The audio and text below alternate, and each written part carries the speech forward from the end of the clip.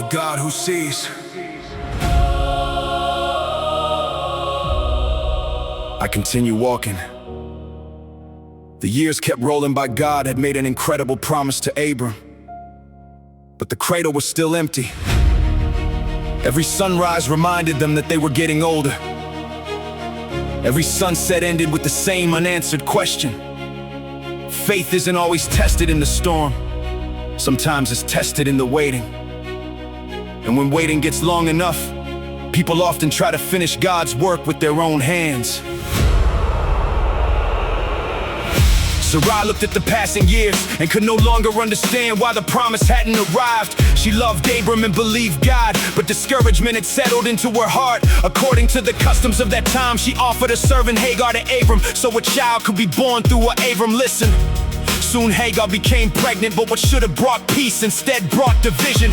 The moment Hagar realized she was carrying a child, pride crept into her heart. She began looking at Sarai differently, almost as though she were now above her. Sarai felt the disrespect, immediately jealousy, hurt and anger filled the home that once shared hope together. Sarai confronted Abram. This wrong is because of you.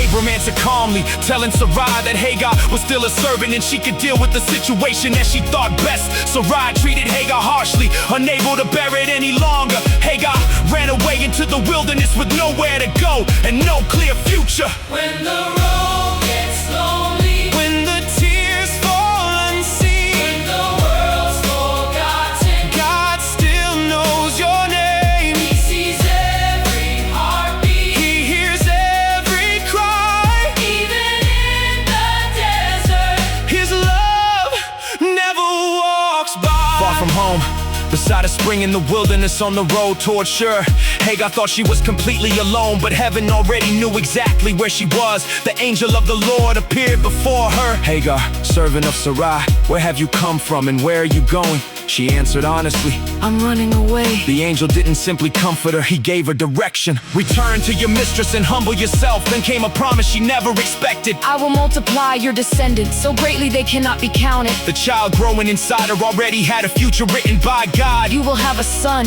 You shall call his name Ishmael. Because the Lord has heard your misery. Even though Ishmael's life would be difficult and his descendants would become a strong people living in conflict, God would still watch over them because his promises never fail. Standing beside that spring, Hagar realized something few people had ever experienced. The creator of heaven had come looking for her. Not Abram, not Sarai, a servant, a runaway, a woman hiding in the wilderness. Yet God saw her.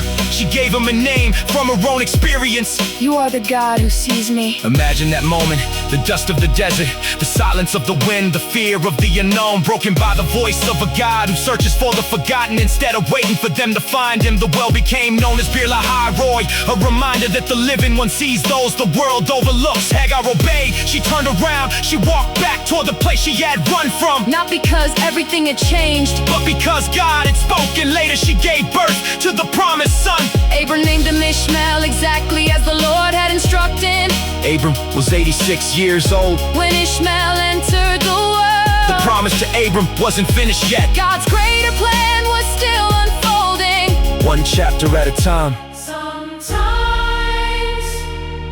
Sometimes we think running away. means we've escaped our problems. Sometimes we believe no one notices our pain. Genesis 16, Reminds us that before we ever cry out God already knows. where we are, He sees the broken, He sees the broken, He hears the forgotten. He calls us by name.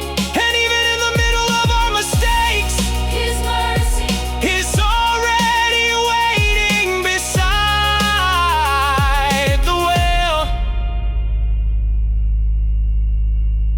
I continue walking, one chapter closer, one promise deeper, one step at a time.